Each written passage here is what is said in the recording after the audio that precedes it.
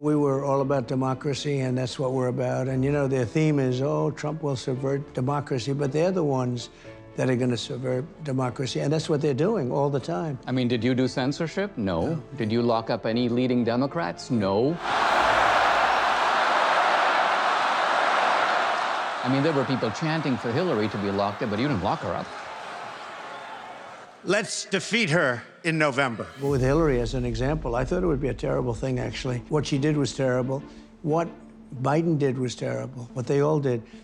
But I never would even think of doing that. I could have done it, and we had them dead to right, but wouldn't it be a terrible thing? And yet now, what they've done is they've opened up a box, a Pandora's box, that is a very dangerous thing. Vindicating Trump. Only in theaters September 27th. Dinesh D'Souza's new movie, Vindicating Trump, is in theaters this Friday, and he joins us today in Washington to tell us all about it. Dinesh, welcome. Thank you. Excited to be here. As you know, this was my my first job coming into Washington, D.C., and I'm thrilled to be back here at Heritage. Absolutely. Well, you have called this your most urgent and important piece of work. Now, that's saying quite a lot given the extensive body of filmmaking that you've done. Why would you say that? It's partly a reflection of the precarious state of the country. It's partly because we have this larger-than-life figure, Trump, and not only is he someone that inspires this kind of antagonism on the other side, but he also brings out ambivalence among some conservatives and Republicans. And so often people say to me things like, well, I don't really like the guy, but I like his policies. Or he needs to keep his mouth shut. Or what they're really getting at is they want a new and different Trump. They want to remake Trump in some way. Now, first of all, leaving aside the impracticality of trying to do that, I don't think we need to do it. And the reason is that Trump is a package, and he's a kind of a coherent package. And it's kind of like saying, you know, in the Civil War, the same qualities that made General Grant a good fighter on the battlefield made him cuss a lot and made him a heavy drinker. So you can't say, pull him off the battlefield, he cusses, he's a heavy drinker, because that's part of what makes him effective. Similarly with Trump, even the things that we think of as his bad qualities, like his massive egotism, which he admits to. In fact, he's one of the few people I've ever seen who's made an actual defense of egotism. He said egotism is really necessary to do anything great. He goes, if you don't have an ego, you're going to be discouraged and give up halfway down the track. So Trump is a unique character. I wanted to bring out aspects of Trump in this film that are not often seen on the public stage. And the reason they're not seen is Trump is conditioned out of kind of manly strength to not exhibit feelings, never show vulnerability, and in some ways not even reveal his thought process. So I was eager to set him up in such a way that people could see the tumblers of his mind working and understand how he processes information. Well, I would say you accomplished that. Thank you for giving me an advance copy and a chance to review the film prior to its release on Friday. One of the things that struck me was the beginning. You show a series of clips, a montage, beginning with Jay Leno and other appearances that Trump made prior to entering politics. So going back to his time as a New York businessman, a celebrity, a host of The Apprentice, things of that nature. But you say that there was that fateful moment when he crossed the political Rubicon, I believe was your language, in June of 2015, descending from those escalator steps at Trump Tower. What was it about that moment that changed in people's minds about Trump? So let's think of that iconic moment. Of course, it's in the film, but most people know it. Trump is at the top of the escalator. And imagine that up there is the cultural elite. So Trump himself is probably the biggest brand of them all. But there he is with Oprah and Ellen DeGeneres and Charlie Rose and Larry King, and he's one of them. And the rappers aspire to be like him. So he's almost the embodiment of American success, Trump. And then he does something very striking, and that is he descends. He goes down. Now, where does he go down to? Well, try to imagine at the bottom of the escalator like the forgotten American. So not the guy who's doing real well, but the guy who feels like the economy's bypassed me, my jobs have all gone abroad, no one cares about me, neither party's paying enough attention to me. Trump basically says, okay, I'm going to take up your cause. I'm going to join your team. So you can understand just in this little image, the fact that all these people go, wow, well, you know what? He didn't have to do that. He's a billionaire. He's actually not one of us, but he's taking up our cause. So that's why they're so loyal to him. At the same time, think of it from the point of view of the cultural elite. This guy used to be on our team. He's now joined with the pitchfork people down there. He's taking up their cause against us. So here we see in a nutshell how the same people that once revered him turned against him. They see him as a traitor to their class, a traitor to their group, and they'll never forgive him. And your film goes from that moment where Trump is descending, and then you depict what it's like to be a news executive and their reactions. You show what the scene may have been like at the Democratic National Committee, what it might have been like at the Attorney General's office. So why was it important for you to reenact these moments going back to 2015 and other moments throughout Trump's time in the spotlight? We have reenactments, as you know, running through the film. And they're a distinctive aspect of my filmmaking because there is a documentary style that is, I would call it super basic. And that is you do some interviews, you pull some stock footage, you string it together, you got a film. But you can't put that kind of film in the theater. A movie is an experience. And a good documentary film will have a lot of the elements of a feature film. It will have characters, humor, suspense, a kind of a narrative arc, a climax, all of that. And now, so I said to myself, what is the thing that many of us know is happening, but we never see? We never see what actually happens in the intelligence agencies. We never see what happens, for example, at the New York Times or CNN. Imagine the scene where they're announcing that Trump is convicted of multiple felonies, right? Do the reporters of the New York Times watch this with a kind of equanimity and go, that's an important news story I got to cover tomorrow? Or are they high-fiving each other? We got him, you know, Maggie Haberman, great job. So what we do is we imaginatively recreate these Democratic National Committee, the sort of voter activism, the media, the intelligence agencies. Nick Searcy, who's a very accomplished character actor, plays kind of the head of our intelligence, of the intelligence apparatus, and all of this allows people to see the story of Trump told within the context of a movie. It's also the kind of thing, by the way, that Trump himself appreciates, because I remember at the premiere for 2000 Mules at Mar-a-Lago, he had seen the film before, so he actually knew the content of the film. He had sort of digested that, but the second time he saw it, he was constantly commenting on the film itself, like the music, Dinesh, like, where do you get music from? Do you buy music? Do you have a guy who composes the music? And he'd be like, your voice, Dinesh. He's like, you have a movie voice. Did anyone ever tell you that? You have a movie voice. And it's a good thing you have a movie voice, because if you didn't have a movie voice, you'd have to hire someone else to narrate your films. So stuff that makes me chuckle. But I realized, wow, you know, this guy is a cultural figure. And he's interested in the way that cultural products and artifacts like movies are made. Oh, that's very, very true. And I think one of the things that you've obviously experienced in your interactions with him is getting to know him and who he is as a person, and you attempt to bring that out in the film. I do like that unique style that you do bring to your documentaries. I think it sets you apart, and you've proven that in your body of work. In addition to interviewing Trump for this film, you also spoke to his daughter-in-law and one of his attorneys. What can you tell us about Donald Trump that we might not know after all of these years, and including the last decade, basically, in the public spotlight? I'll tell you an anecdote that is true and was sort of the inspiration for the way I interviewed Trump. And in fact, my wife, Debbie, kind of warned me. She's like, you know, you have 45 minutes with Trump, Dinesh, but, you know, you realize you're going to get like 2 questions in, right? Because this guy is going to take off and he's just going to do a monologue. And I said, no, I can't have that happen. I'm not going to allow that to happen. I have to structure it in such a way that it doesn't happen like that. And why? Well, when I got my presidential pardon, this was obviously after my campaign finance troubles with the Obama administration, I met Trump for the first time. I didn't know Trump. I'm not like a long-time early Trumpster or anything like that. 2019 in the Oval Office. And Debbie, my wife, said to Trump, she goes, I don't understand you. You get flayed on every platform, every moment of every day. Like a normal person couldn't take that. How do you, does it get to you? Now, quite honestly, Debbie and I both expected Trump to go, ha, ha, ha, no, it doesn't get to me. These people are idiots. They're crazy. I enjoy it, that kind of thing. But he was like, no, he paused and he goes, well, guys, I have to admit that there are times it really gets to me. He goes, I'm doing this for the country. He goes, I just got, I got El Baghdadi. And he goes, and even on that, they won't give me any credit for that. So we sensed a vulnerability in Trump. And as we left, we said to ourselves, and my wife said, she said, it's a pity that Trump doesn't put that aspect of himself on display for the American people to see.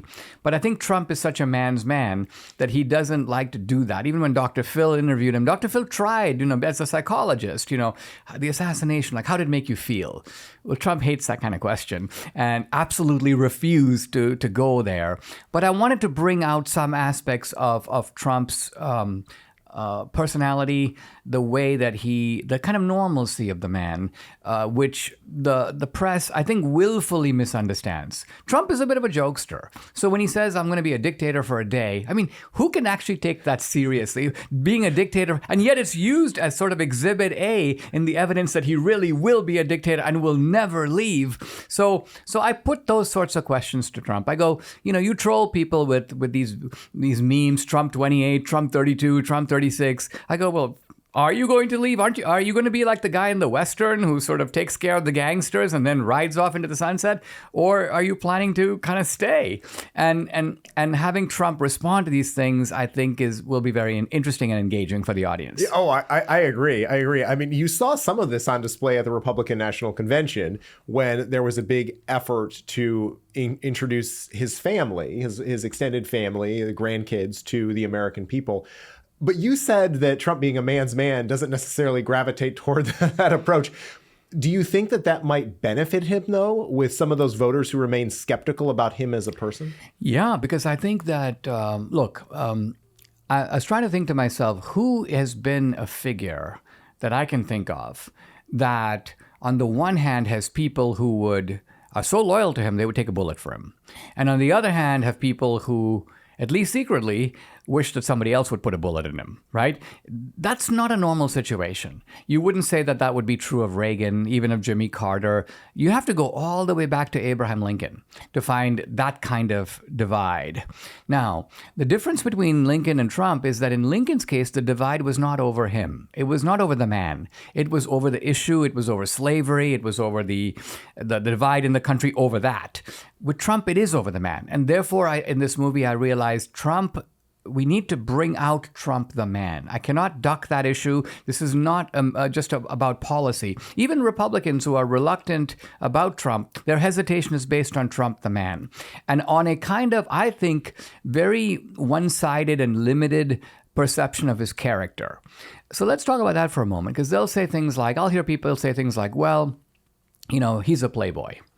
And I say to myself, well, he was a playboy in his younger days. I think he actually admits this. But no one's saying he's a playboy now. So the most you can say about him, the worst, he's a reformed playboy. Okay. What else? He's an egomaniac.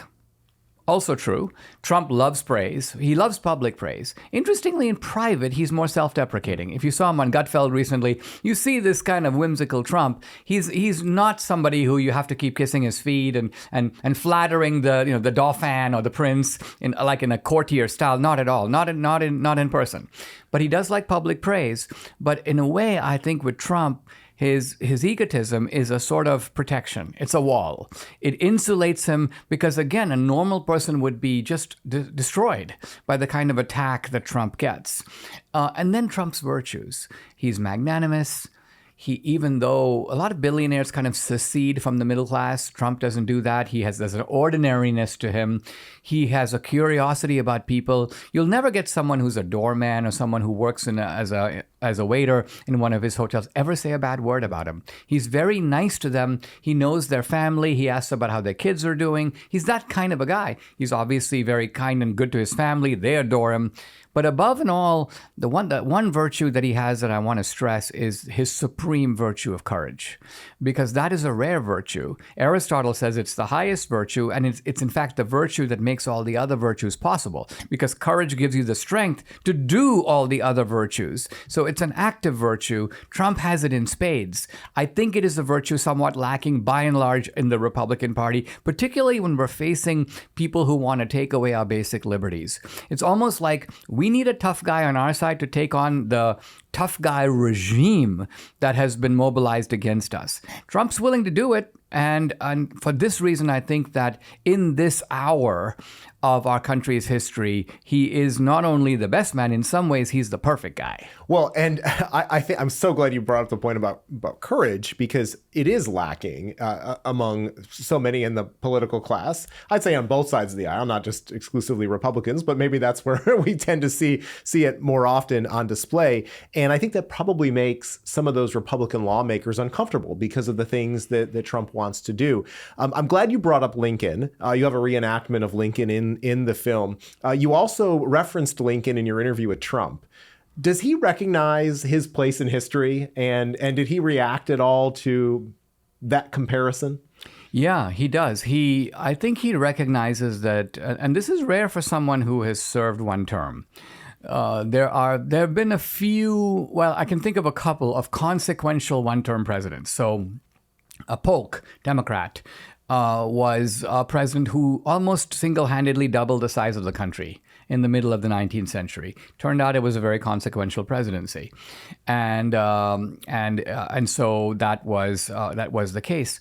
But I think Trump is aware that he represents something bigger than himself. He is conscious of that.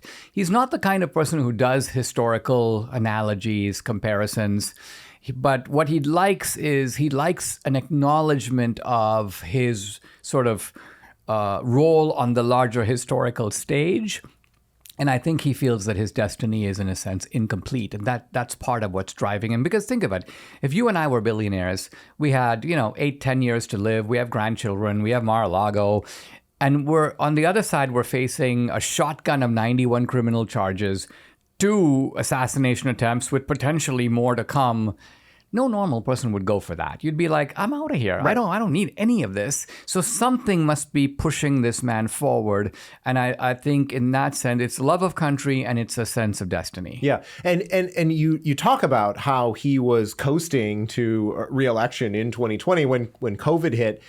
Did you sense from him that there's unfinished business that he would like to accomplish in a second term that he was not able to do as a result of what was essentially foisted upon him by China in the spring of 2020? Well, Trump has done a lot to to peel the layers off the onion, to expose the corruption in the institutions of government that we didn't know to be looking for it over there. So, in fact, these are institutions that have traditionally been considered conservative. So we all know that the media is left-wing, Hollywood's left-wing, academia's left-wing. But I never thought the FBI was left-wing. I never thought the CIA was left-wing, the military is left-wing. No. But nevertheless, starting, I think, in the Obama years, there was a conscious effort to remake those institutions. Certainly at the top, but it affects the bottom because the people at the top recreate an incentive structure that filters all the way down. I think with Trump, when he came in, he thought he could trust the military. He thought that's why he brought in John Kelly as a general. I'll bring in a general. Generals are straight shooters. He'll give it to me straight. I think Trump also thought he could trust the people in the white lab coats. I mean, we all do, right? You go to the doctor. I'm going to take your appendix out. Come in next week. You never go, well, prove it to me that my appendix is defective. Show me some pictures so I can just make up. No, you're like, well, I agree. Yeah, I'll take these tests. Yeah, you can go ahead and do this. So this implicit trust in the health authorities, I don't think any of us really dreamed that that could be ideologically manipulated. But now we know that it blatantly was. I think Trump knows also. And I think Trump realizes that in the second term, he's got to realize that the serpents are more numerous and their dens are deeper than we had previously suspected. I suspect that you'll see a much heightened focus on the people who get those political jobs and whom he entrusts to carry out his agenda based on his experiences. We're talking to Dinesh D'Souza, who is a new film out this Friday called Vindicating Trump. Dinesh, you talked earlier about how in our country you have an alarming number of opponents of Trump. A recent poll put it at 28% of Democrats said the country would be better off if Trump had been assassinated after the second attempt. On the other side, you have many MAGA Republicans or other conservatives who believe he's the only hope that we have to save our constitutional republic. How can we live in a country where people hold such diametrically opposing views? I think the problem is serious, but it is not quite as bad as we think for this reason. The people on the Trump side, on the Republican side, are making a balanced judgment about Trump because they're exposed to Trump. They're exposed to the defenses of Trump, and they're also exposed to the criticism of Trump because none of us can avoid the mainstream media in our lives. We see it, we know about it. But now look at the other side. And I'm talking here about the rank-and-file Democrat. The rank-and-file Democrat does not actually know a lot about Trump. They do not get the pro-Trump side at all. They get a nonstop propagandistic diet of anti-Trump polemic. If CNN has a panel of 17 people, they're all anti-Trump. There may be 2 or 3 Republicans, but they're selected because of their anti-Trump. So as a result, one is forgiven because think about it. When you're an intelligent person, how do you discover a fact, right? You discover a fact when you see that fact appear in multiple sources that you admittedly cannot check for yourself, but you think to yourself, well, if I see it in Barnes & Noble in a book, and then there it is on PBS, there it is on the History Channel, there it is, Michael Moore made a film about it, Rachel Maddow's talking about it, here it is in the New York Times, well, it must be true because why would all these independent people have made this up? The same thing. They don't realize that it's actually more like the same bullet ricocheting off multiple walls and coming at you from different directions. You think that you're getting independent sources of information, not realizing that all these people, not that they are conspiring together, but they're more like birds in a flying formation going to Florida, all flying side by side in the same pattern. So that's what I'm getting at, is I think that a film like this would be very startling for an independent or a Democrat because most of what they see about it. And the nice thing about a film is, a book and an argument is about something. I'm going to tell you, let's say, for example, about my life in India, but it won't give you a good idea of what that's like. But now imagine I show you a video. I say, that's me as a kid, and that was my room, and that's the vendor outside my door selling bananas, and there's the guy with the monkey, and he's doing tricks on the street. You'd be like, oh wow, I get a real feeling of what it's like, what it would have been like to grow up in India, let's say in the 1970s, and that's what a movie can do. So the movie is like, you've heard all this stuff about Trump. Now here's Trump. And we're going to talk, and you're going to listen, and you're going to see stuff that runs so counter to everything you've heard about Trump that you almost want to spit up your popcorn, So I'm thinking of ways to try to bring people who are independents. And of course, for people watching, if you can go watch the movie, by the way, the website is vindicatingtrump.com. You can put your city in, it'll pull up all the theaters. There's also a book of the same title you can pre-order.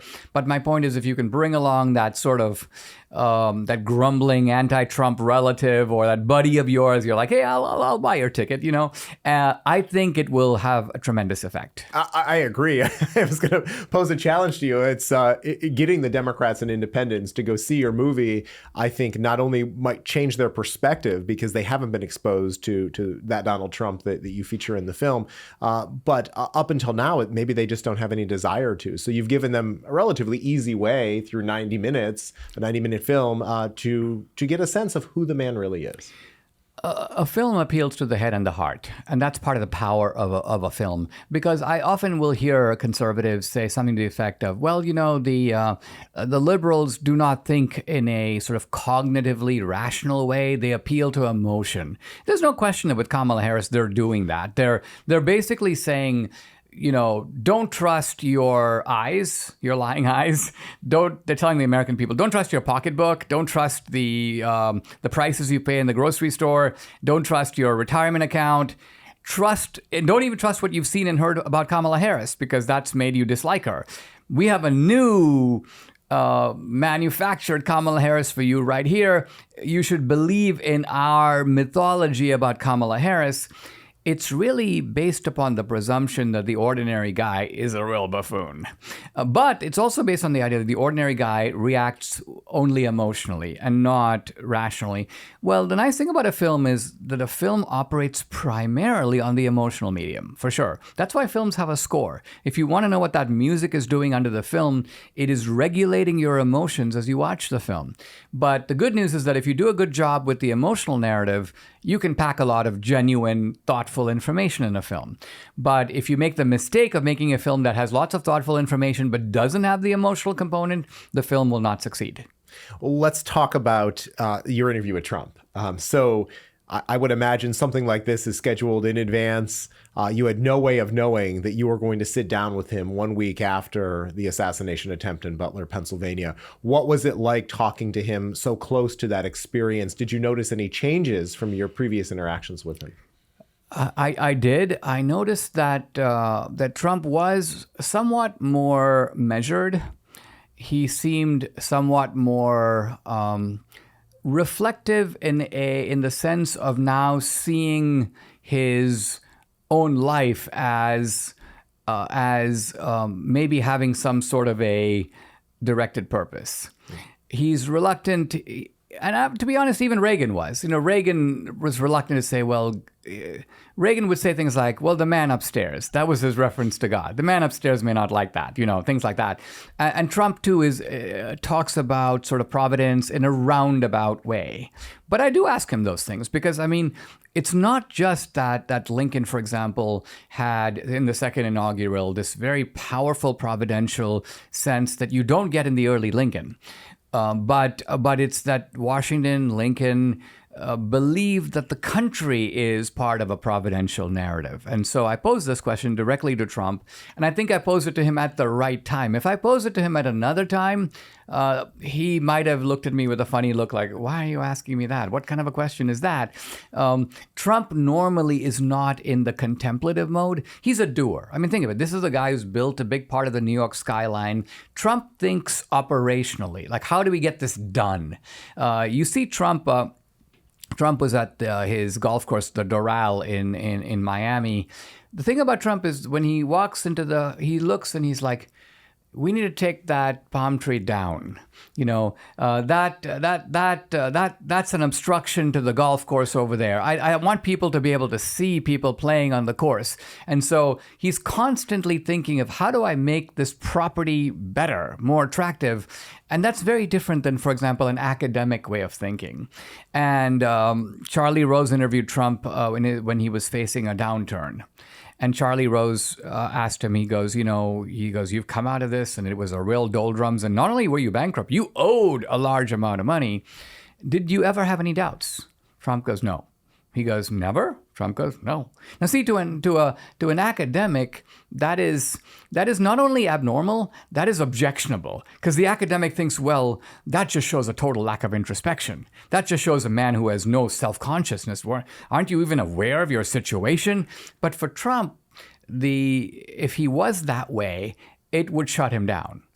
I think the same with the criminal trials, because I asked Trump about the criminal trials. I go, any other guy facing like 3 criminal charges would be, first of all, emotionally undone, but probably would have exited the race.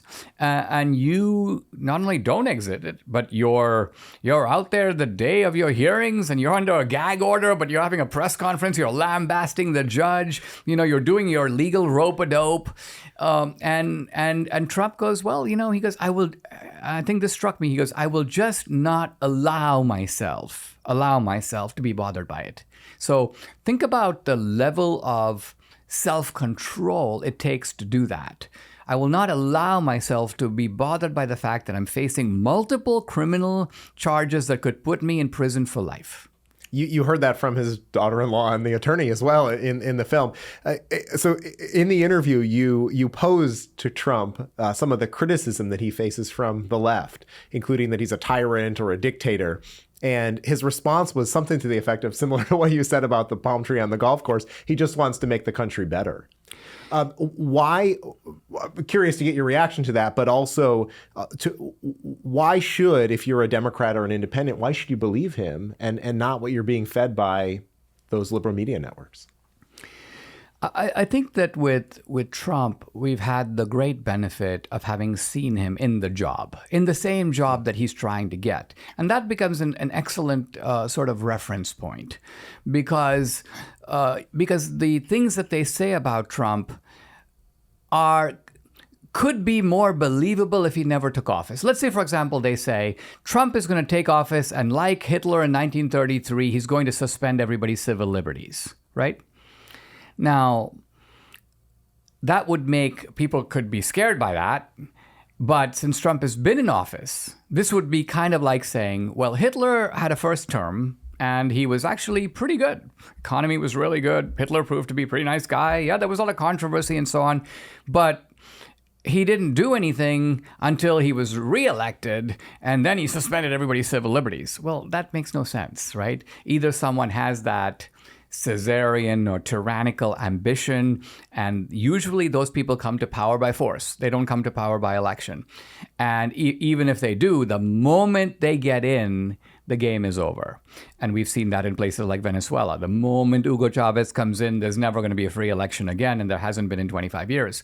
But with Trump, you saw that even though he thought he won the 2020 election, when he saw the court cases didn't go his way, he's like, okay, I accede. We need rule of law. And that's what the rule of law says. And so I gracefully exit the scene. Now, I still continue to protest that I think the election was stolen, but I don't refuse to evacuate the office. So I think that these things, when it's not that people don't know them, but they need to be recalled, because then you can put them up against the things that you're hearing about Trump and you realize, well, those things really don't sound quite so believable after all. Well, and it's exactly the reason that I say when you are going to judge the candidates, you have obviously Vice President Harris is not calling all of the shots, but when you look at the economic record of a Trump versus a Biden-Harris administration, there's quite a clear contrast between the two. They can roll out all sorts of plans of what they do in the future, but you can also judge them based on their past performance. Exactly. And with Trump, he's a transactional guy,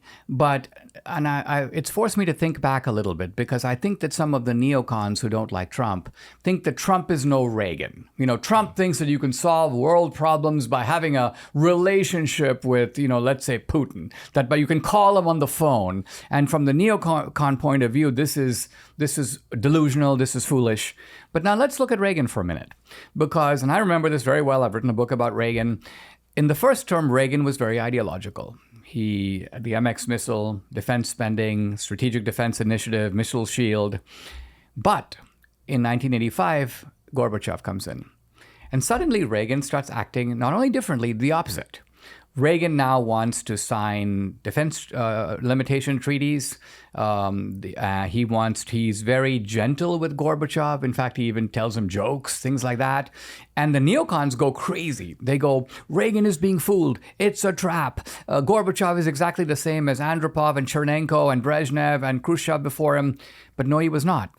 Reagan recognized that. And Reagan was like, listen, there is a time. It's kind of like you're in a ship, right? If the ship is tilting on this side, you throw your weight over here. If it tilts the other way, you throw your weight over here. This is not inconsistency. This is actually maintaining a consistent purpose.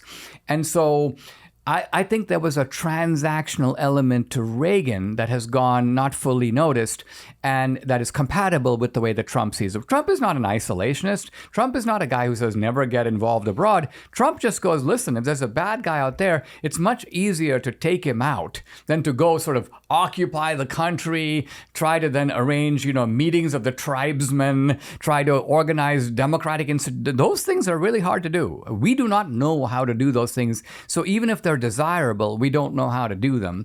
Trump, in that sense, is pragmatic. Yeah. Well, and I think he's a student of history. He's looked at what happened with Afghanistan and Iraq, and he's recognized that that's not the direction that he wants to go. Dinesh, let me ask you, was there anything unexpected that he said in the interview that maybe you were going into it not necessarily expecting to hear it? I asked him some stuff about election fraud. And I took him into a little bit of new territory here because I was not talking about the kind of fraud that he's talked about in the past. In fact, a lot of times people, Trump included, will say the solution to our problems is paper ballots. But we discovered in the film and through the film, there's a vulnerability even with the paper ballots. And the vulnerability is that ballots can in fact be made. We have a section in the film called The Ballot Makers. How do you buy a ballot? You can go to the shops that actually have the ballots, and you can buy them straight up. Well, I mean, most people think that to get a ballot, you've got to request one from the state. And you are now making the shocking claim that no, anyone can buy ballots. It's very simple. He purchases the ballots. He goes to any printing company you want in the nation. Certified blank ballot stock used for printing emergency, omni-ballot, BB. And just print them out. That's it. Actually, you can order online, and they'll ship it right to your house. How do you actually get all the information on the ballot? Many of the county and Secretary of States, you can actually look up what your ballot would look like, or request an absentee ballot for your region and just copy that. Could I print 1,000 ballots? So we were able to, the first time, purchase 10,000 ballots. Vindicating Trump. Tickets available now. Opens nationwide in theaters September 27th. And I brought this to the attention of Laura Trump because of her role as co-chair of the RNC. I also mentioned it to Trump because what this is really a way of saying is that, look, there are vulnerabilities in our system. There are ways of robbing Fort Knox. And we don't just have to think about the ways that they've already done it. We've got to think about the ways that they could do it in the future, because you can't always cheat the same way. You need to be constantly sort of improvising in your cheating techniques. We expose this kind of new potential form of cheating. And the purpose of exposing is that when you expose something in a film and people know about it, you then can't do it. So if I say, for example, you can rob the store, they left the back door open, but by me saying that and people now finding out about it, it becomes harder to show up at the back door, because at the very least, even if the back door isn't locked, there are people looking for that, and you can't get away with it anymore. So that, I think, is an interesting thing. The most interesting thing for me about Trump was that, kind of for a change, he allowed me to sort of run the interview. And he agreed to, I won't say play a passive role, that's never Trump, but he allowed me to move the direction of the questions in a manner that fit the themes of the movie, which actually makes the movie a lot better. Because if I had 45 minutes of Trump, let's just say from a rally, doing the Trump rally thing, number one, that wouldn't be original. You could get it at a rally, you don't need to go to a movie. But number two, the movie would be jumpy because we would have a narrative thrust, and then there would be this sort of staccato Trump just weighing in with, MS-13 and gang members, and we're going to shut the border down. And it wouldn't harmonize with the themes of the movie. So I think he was both generous and in a way more contemplative, maybe more thoughtful in a way. And I think for these reasons, the people who see the movie will be, I'm not trying to give you a different Trump. I'm just trying to give you, to round out the picture where you're like, wow, that's an element of Trump I haven't really quite seen that way. Well, and I think you do a good job. Again, we're talking to Dinesh D'Souza. The movie is called Vindicating Trump. Vindicatingtrump.com is the website where you can go and find a theater where it's playing. Dinesh, you obviously began work on this long before July 13th. And so how did that first assassination attempt and even the second assassination attempt impact production and your thinking about making the film? We've gotten pretty good. Now, this is my eighth documentary. So we've gotten pretty good at being able to parachute information into a film kind of up to the last minute. And when you watch this film, it literally feels like I made it yesterday. You know, it's so fresh. Now, we had a little bit of luck in that we were supposed to interview Trump about 2.5 weeks before the first assassination attempt. It fell through. I was a little frustrated because the movie, of course, was all coming together. And I was like, I'm going to have to like parachute Trump into this.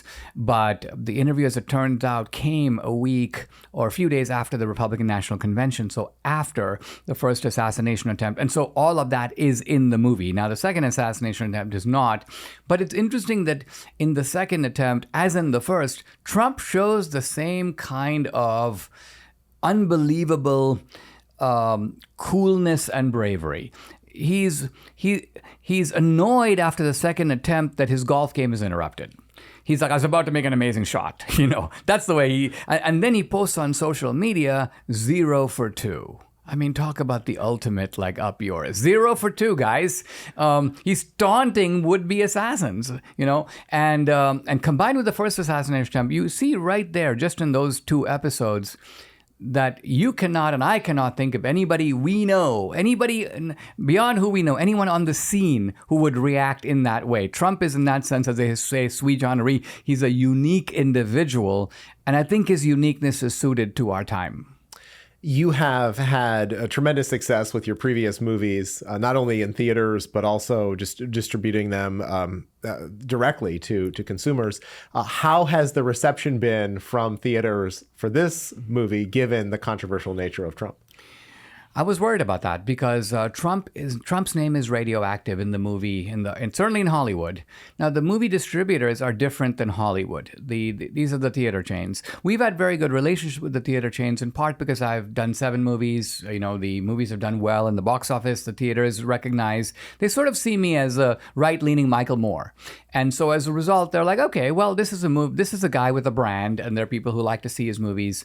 But nevertheless, a movie called Vindicating Trump in an election year, right before the election, I was concerned about it. But and the other problem we've had is that after COVID, the theaters were not in a normal state. So we would do these buyouts. We'd buy out a theater, but typically then we'd say, the movie is going to be showing 2 nights, like Monday and Wednesday at 7 p.m. That's it. And then people were like, well, if I can't go, then I'm not going to be able to have that theatrical experience. The good news about this movie is it's back to my old model, namely 850 theaters, multiple showings per day. So just, for example, this coming weekend, there will be showings Friday, Saturday, Sunday, multiple showings, and then through the next week. So it's very important for us for a movie to do well in the opening weekend. If you go in the opening weekend, the movie does well, we then explode into more theaters. Hollywood gets the message. This film is a success. So if you want to support Trump and you want to send a message to Hollywood, round up your friends and family, go see it opening weekend.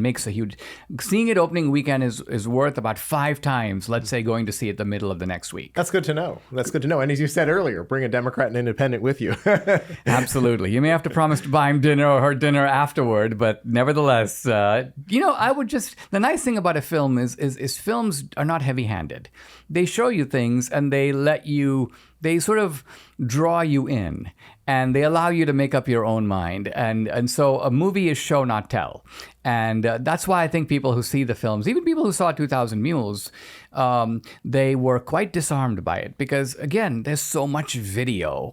You're using cell phone data. It's all put up on the screen. You can look at it and you can make up your own mind. If you think there's no big deal, I don't see anything problematic about this guy showing up at 2 a.m. in the morning, getting out of his car, looking left and right with a backpack full of ballots. If you don't think that's a big deal, okay. But most people do think it's a big deal, and they think that even if my interpretation of it is somehow wrong, something fishy is going on here for sure. This needs to be looked at. Dinesh D'Souza, thanks for making the film. Again, it's called Vindicating Trump. The website is vindicatingtrump.com, where you can find a list of the theaters where it is showing. Appreciate you spending time with the Daily Signal today. My pleasure. The left and the Democrats say you want to come in a second time and you will never leave. Now, you have trolled those people by putting out funny memes about Trump 24, Trump 28, Trump 32, but I think of the Western, where the good guy comes in, he takes care of the bad guys, he fixes the place, and at the end of the movie, he leaves. And they said that the first time, too. He's never going to leave. Of course I'm going to leave. We'll have plenty of time to fix the country. And we have great people. You know, we have great backup. Somebody will take over, and they'll do a good job. Vindicating Trump. Only in theaters September 27th.